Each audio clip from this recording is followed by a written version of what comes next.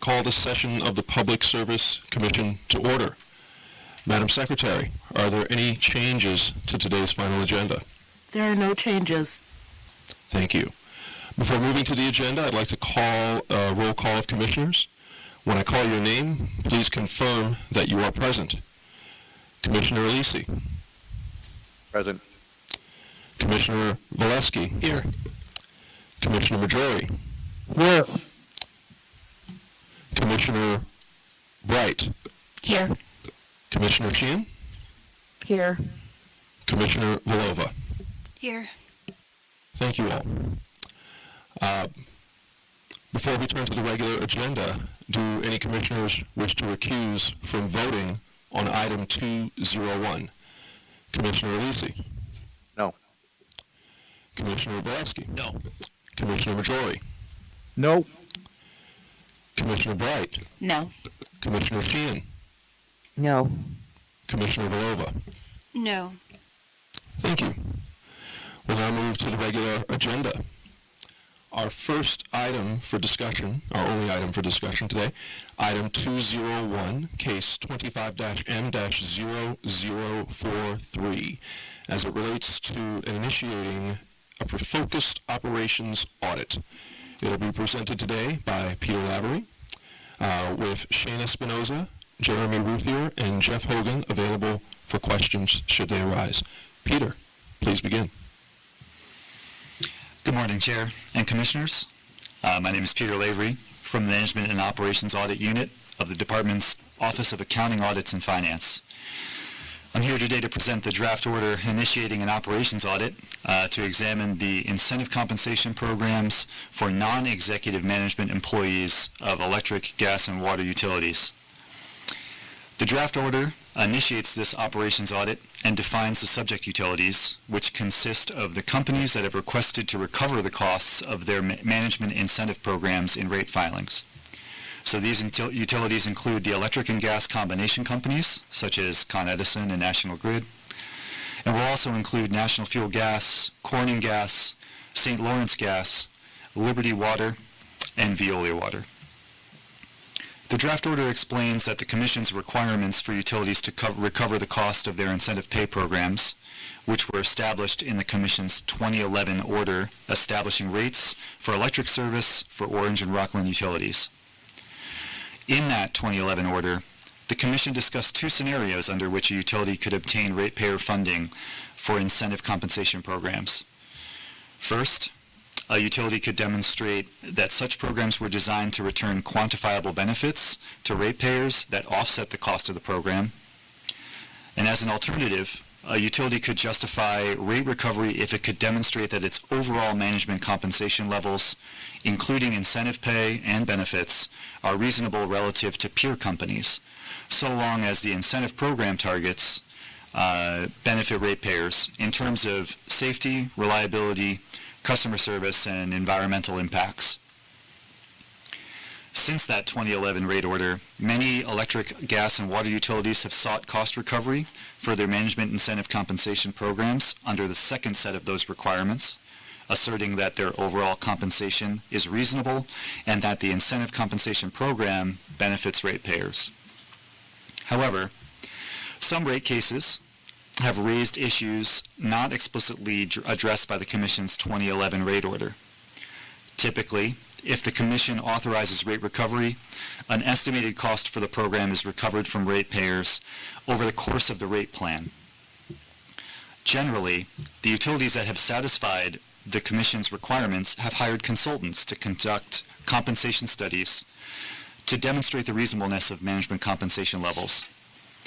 Some utilities have performed comprehensive studies, while others have presented multiple studies for individual compensation components. Compensation studies can employ differing methodologies, and some rely on proprietary data, while others use more readily available survey data. These studies can be expensive, and their cost is usually included in a utility's rate request. The Commission's management and operations audits regularly review the performance management activities of large investor-owned electric and gas utilities. Typically, These audits review how a utility's performance management processes promote commission objectives vis-a-vis goals related to safety, reliability, customer service, and the environment. Some recent audit reports have highlighted meaningful concerns with how the utilities administer their programs. So the draft order directs department staff to issue a request for proposals to engage an independent auditor to conduct this examination, consistent with the Commission's typical management audit process. The audit scope includes a focused assessment of each utility's management compensation structures and incentive programs, including a multi-utility comparison to identify best practices and improvement opportunities. The audit will focus on short and long-term incentive compensation available to utility non-executive management and assess each company's approach to setting management compensation levels and the impacts on attraction and retention outcomes for these employees. In addition, the audit will evaluate how each utility's incentive pay program is designed to drive performance that benefits New York ratepayers and encourages continuous improvement. The draft order notes that small gas and water companies are not subject to our regular comprehensive audits, so this effort will provide the Commission with an independent consultant's assessment of those companies' incentive programs. The audit will also provide the Commission with an opportunity to evaluate what information should be considered during rate proceedings to ensure an adequate review of these incentive compensation programs at the utilities. This audit will provide guidance about current market practices related to management incentive programs and include utility-specific recommendations for improving these programs. Consistent with the Commission's Management and Operations Audit Program, the resulting recommendations must be implemented by each utility and will be considered in each utility's subsequent rate filing. So this concludes my overview.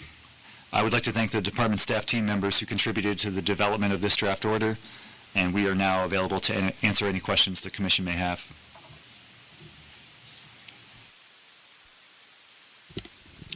Thank you, Peter. I want to really thank you for all your hard work in putting this presentation today and the work leading prior to that, both in the management audit and in identifying this particular need. I think of our role as regulators, and, it requires that we review all expenditures proposed by a utility.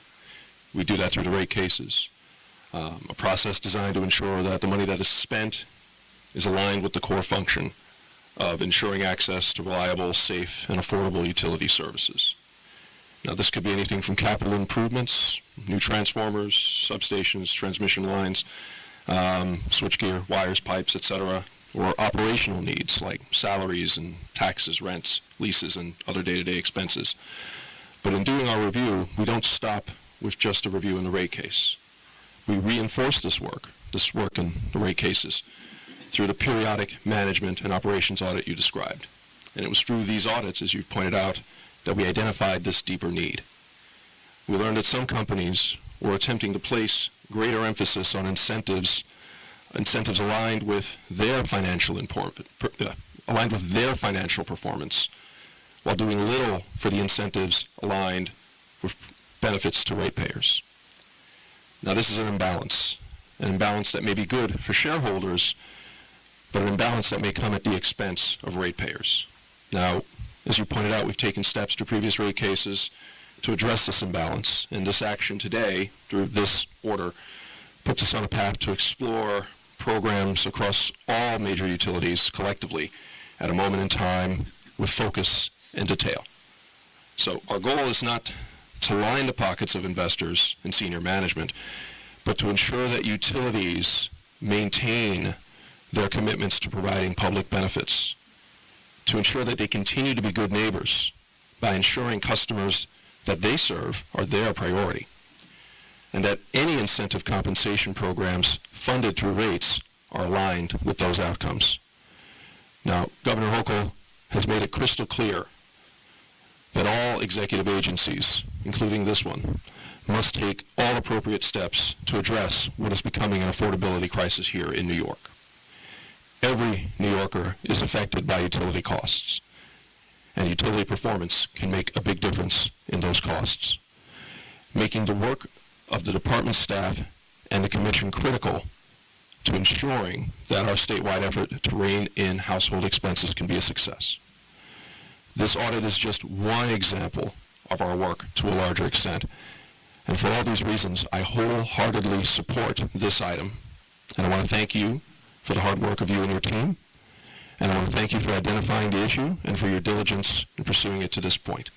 I see that this order is squarely aligned with the public interest and fully support it. Thank you. And with that, Commissioner Lisi. Thank you, Mr. Chairman. I want to thank the staff and all involved in this highly professional and valuable presentation. I embrace everything that you said in your comments and will be supportive of the issue. Thank you. Commissioner Valesky. Thank you, Mr. Chairman. Peter and team, thank you for the good work that you have done in bringing this order to us for consideration today, and thank you, Chair, for your leadership and your summary. I agree with everything you have already said. I just wanted to make two really quick points as to the order itself. First of all, we've been operating, Peter, as you indicated, under a situation where that goes all the way back to an O&R rate case way back in 2011. So I think the time is certainly right, 14 years later, to take a comprehensive look across all major utilities in the state. Number two, I am pleased that we are continuing a trend, and I'll give a couple of other examples, a trend to include the two major private water utilities in the state, them being, of course, Liberty and Veolia, in lots of what we do here at the Commission, and treating them similar to the electric and gas utilities. The first significant example of that was last year in 2024 when we took up both the Liberty and Veolia water rate cases, where we included for the first time affordability components in those rate cases. That was certainly significant. The second example I can think of was just last month when we did the extreme heat order and included in that order Liberty and Veolia water companies. So I do want to say that I think that is a positive trend, certainly for the water ratepayers of those two utilities. So again, good job. I look forward in a few months' time, I'm sure, to seeing what proposals we have from consultants and moving the process forward. Thank you. Thank you. Commissioner Majori. Thank you. Thank you for the presentation, and thank you for the work that you put into putting this draft order together. I have a few very quick questions. The first one is really a yes or no question, unless my understanding is wrong. When you described the two scenarios anticipated in the 2011 order that can justify an incentive compensation program, the one was a return of benefit, returns that benefit the ratepayer in such a way that offsets the cost. Am I correct that we haven't actually seen an incentive program that satisfies that first scenario?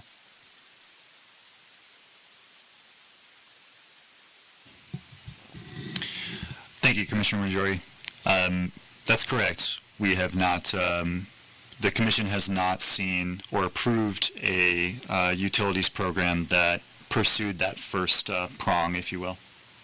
Okay. So the second prong, I think, Commissioner Majori, yes. I'm sorry to interrupt, but one of your colleagues is wondering if you could move your mic a little closer. Okay. I hope this helps. Okay, so the second question is also, just to clarify, the second prong or the second criteria is not simply a matter of if a utilities incentive program is similar to that of a pure utility, but that also that it benefits the ratepayer, and that that's our interest. It might not be the shareholders' interest, but that's our interest, is to tie incentive to performance in such a way that benefits the ratepayer. Is that correct? That's exactly right. Okay. And just my final question is, you had said that some recent audits that you had expressed concerns about some recent audits. How long has this draft order that you've been working on, how long has that been in the works that we're voting on today?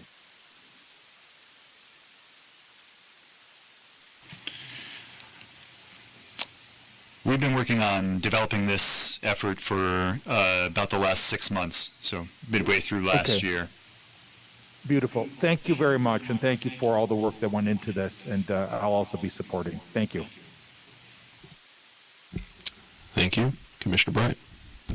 Thank you, Chair, and thank you for the presentation, Peter, and staff. This is just the beginning of what will be a robust process, so I have no comments or questions. I will be supporting this order, and I look forward to seeing the results and the recommendations. Thank you.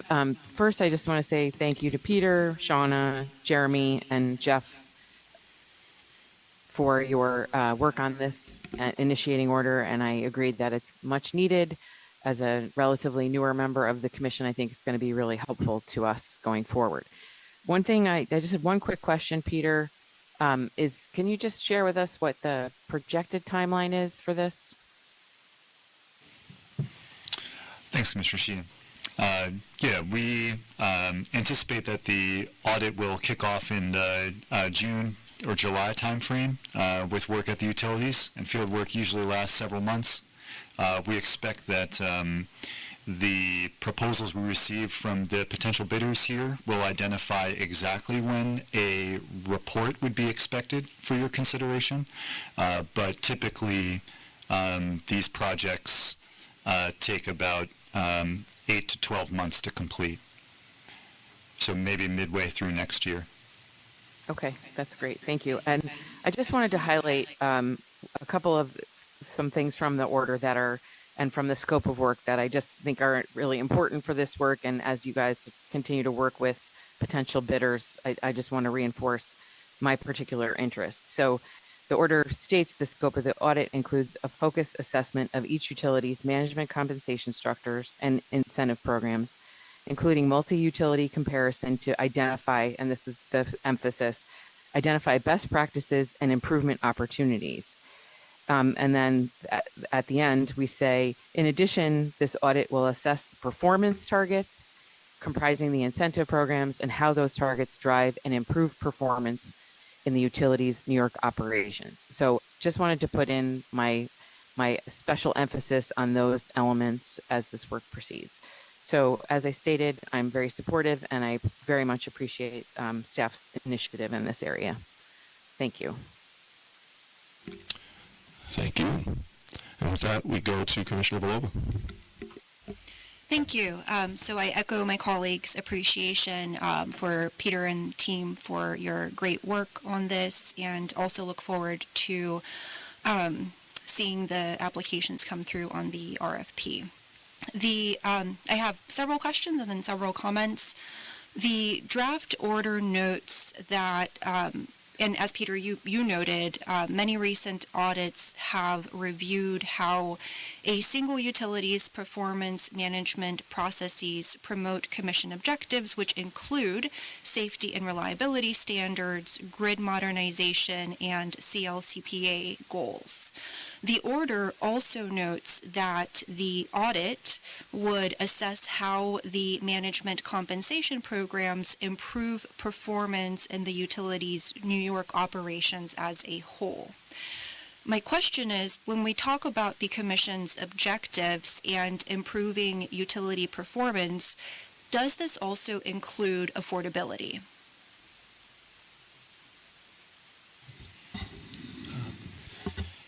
Yeah, thank you, Commissioner, for the question. Yes, it absolutely does include affordability. That's a critical concern of the Commission and the Department.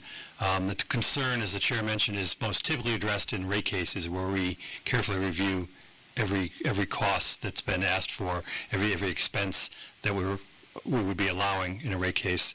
That said, comprehensive management audits have always looked at operational efficiency of the utilities, and in fact, under public service law, it's a requirement that the comprehensive management audits look at operational efficiency. So they'll find practices that may not be as streamlined as they could be and could result in some cost savings. Sometimes to make operational changes to improve the efficiency of the company, it might be the benefit might outweigh the cost, and so you would have a net dollar benefit. There are some comprehensive management audit recommendations that actually have slightly higher costs to actually implement than any quantifiable known benefit. But they'll make those changes. The utilities will make those changes because there are large risk reductions that can occur. So there are kind of non-quantifiable reasons why utilities may make improvements in their practices. And so it might be hard to quantify, but we could very much avoid a large issue in the future through these risk reduction changes. So I would say that customer affordability is also something that we're going to be looking at in benefits from this management incentive compensation audit. These management incentive compensation is paid for by customers, and we want to make sure that we are paying no more than peer utilities, peer companies for the talent that they're hiring. But we also want to make sure that they're not paying dramatically less in order to ensure that there's attraction and retention of valuable management employees. So I would say that this audit will provide an external party, the consultant coming in and giving an overview of insurances, I believe, of whether or not the utilities are paying reasonable compensation levels to the employees, and if the structures are reasonable. Thank you. And you anticipated my next question, which is why are management incentive compensation programs important from the utility perspective, from a workforce perspective? For example, is there a risk that if there were no management incentive compensation at all, utilities might not be able to attract qualified candidates as a workforce issue? Yeah, that's correct. There is some risk that without an incentive compensation program, the utilities may not be able to attract qualified candidates for these positions. And generally speaking, every utility has argued that such programs are a common practice at firms which compete with them for management talent. So this audit will confirm whether each utility's approach results in reasonable compensation levels and weigh in on the retention and attraction outcomes. Thank you. My final question is, how will the audit enable us to assess whether utilities' performance management compensation structures support CLCPA objectives? Thanks for the question, Commissioner. The management incentive compensation audit will absolutely assess if the metrics the utility uses to financially reward its employees align with New York's energy policy goals. So that would include CLCPA objectives as well as safety, reliability, customer service, and infrastructure modernization. The underlying theory of these programs is that employees will make decisions and seek outcomes that benefit them financially. And if meeting CLCPA objectives is built into that compensation structure, then the Commission can have some assurance that management will endeavor to meet those goals. Thank you. I appreciate your responses and adding that additional bit of context. With all of that said, I also, as with my colleagues, strongly support this order and the audit it requires. We must have confidence that utility management compensation is aligned with the Commission's objectives. I'm going to now say something that is probably quite obvious. The more efficiently a company is run, any company in any industry, and the more efficiently it can serve its customers, the lower the costs of its products or services are likely to be. And this means that the reverse is also generally true. The less efficiently a business is operated and the less efficiently it goes about producing its product or delivering its service, the more customers are likely to have to pay. I should also note that we are not operating here in a fully competitive market, since utilities are regulated monopolies. In a fully competitive market, inefficient companies have a harder time staying in business because customers can get those products or services from more affordable competitors. So efficiency has real-world impacts on consumers. And for me, that's one of the major reasons this audit is so important.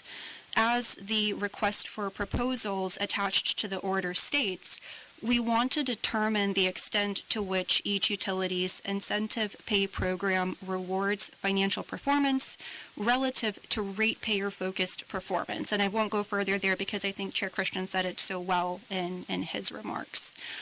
Our task is to make sure that any ratepayer dollars spent on utility management compensation drive performance that benefits ratepayers. Put simply, utility management must be held to a higher standard that prioritizes ratepayer benefits, and for that reason, I strongly support the order. Thank you. That's all. Thank you. We'll now do a call for a vote. My vote is in favor of the recommendation to initiate a focused operations audit as discussed. Commissioner Alisi, how do you vote? Yes. Commissioner Valesky? Yes. Commissioner Majori? Yes. Commissioner Bright? Yes. Commissioner Sheehan? Yes. And Commissioner Villova? Yes. Thank you all. The item is approved and the recommendations are adopted. We now move to the consent agenda. Do any commissioners wish to comment on or recuse from voting on any items on the consent agenda? I'll begin with Commissioner Alisi. I will be supporting the entire agenda. Thank you. Thank you. Commissioner Valesky. No comments, no recusals. Thank you. Commissioner Majori. I'm going to comment on one item, which is 365 18E 0130. I'd just like to acknowledge the significance of this item. What we are doing is approving the Residential and Retail Energy Storage Market Acceleration Initiative's implementation plan as filed by NYSERDA last year, as consistent with the directive of our 2024 Energy Storage Order. This is a significant development on the path towards cultivating a technology and a market for that technology that is necessary for our conversion to a clean energy future. I note that the need addressed in this order is consistent with the CLCPA, but was recognized as a need prior to passage of the CLCPA. The Commission issued the order establishing energy storage goals and policy in 2018, which outlined a variety of initiatives intended to spur energy storage development in order for New York to meet its statewide energy goals of 3 gigawatts by 2030 at the time. Thereafter, the CLCPA also included a 3 gigawatt target. After a series of incremental steps, this commission approved an energy storage order last year, establishing a new 6 gigawatt goal for electric storage. Specifically, that order established a goal of deploying 1,500 megawatts of retail energy storage and 200 megawatts of residential energy storage by 2030.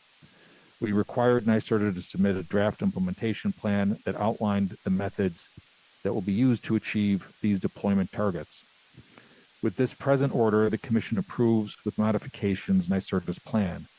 The plan will assist in the development of 1,500 megawatts and 200 megawatts of retail and residential energy storage throughout New York State. This might not be headline news because it represents a step in an ongoing process, but it is a significant step. I view what we are trying to do in New York regarding energy storage as carrying significance beyond our state lines, because what we do here could point the way for others, especially others whose forward-facing commitment to cultivating clean energy resources are less resolute than our own in the face of the vilification of the very idea of clean energy coming out of Washington. The importance of this particular technology is relevant not simply to decarbonization, but energy affordability and independence, as well as reliability. So I'm supporting it, and I just wanted to recognize the significance of it, and I'm voting yes on the rest of the agenda as well. Thank you. Commissioner Bright. Thank you, Chairman. No recusals. I did also want to comment on one item, item 365, similar to Commissioner Majori. I see really exciting things happening in this order, and I want to congratulate staff for all their hard work, as well as NYSERDA for bringing forward a plan that captures the need we outlined in our original order. So it's really impressive work. These are dispatchable distributed energy resources that will be part of a foundational fabric of reliability, of the reliability of our energy system. These are also the types of actions that attract companies and developers to invest in New York, and we're stimulating competitive markets, which can put downward pressure on rates while also helping us replace dirty peaker plants with cheaper sources of energy. So I'm really thrilled to be supporting this item, and I want to thank Stephanie McDermott, Scott Nevins, and of course Marco for all your hard work so far. Thank you. Thank you. Commissioner Sheehan. Yes, I will be recusing from item 365. And I just have one comment on the consent agenda as a whole. I just want to thank staff. There's a lot of items here. As always, staff has done a very thorough job in preparing all of these orders. This is, the essential work of the commission that is really essential to ensuring our reliability, safety of our system. And I just wanted to give a big thank you to all the staff who worked on all of the orders on the consent agenda. And I will be supporting with the exception of the recusal on 365. Thank you. Thank you. And Commissioner Voloba. Thank you. No recusals, and a brief comment on item 373 relating to distributed energy resources interconnection. I want to note briefly that interconnection is very often a very in-the-weeds topic, and despite its very in-the-weeds nature, it is very important to the clean energy transition because it governs how, when, and under what conditions clean energy can connect to the grid. And the order before us today would adopt reasonable updates to New York's standardized interconnection requirements to allow applicants to use non-cash forms of financial security to satisfy their obligations to make payments at certain stages of the interconnection process. By allowing non-cash financial securities, the order ensures that applicants will be able to continue to meet their financial obligations while reducing project development costs and supporting continued distributed clean energy growth. And that is all I have on the consent agenda. Thank you. Thank you. Thank you, everyone. At this point, we'll do a call for the vote on the consent agenda. My vote is in favor of the recommendations on the consent agenda. Commissioner Alisi, how do you vote? Yes on all items. Thank you. Commissioner Valesky? Yes on all items. Thank you. Commissioner Majori? Yes on all items. Thank you. Commissioner Bright? Yes on all items. Thank you. Commissioner Sheehan? Yes on all items with the exception of 365, from which I am recused. Thank you. Thank you. And Commissioner Voloba? Yes on all items. Thank you all. The items are approved and the recommendations are adopted. Madam Secretary, is there anything else to come before us today? There's nothing further. All right. And with that, I adjourn today's session. Thank you all.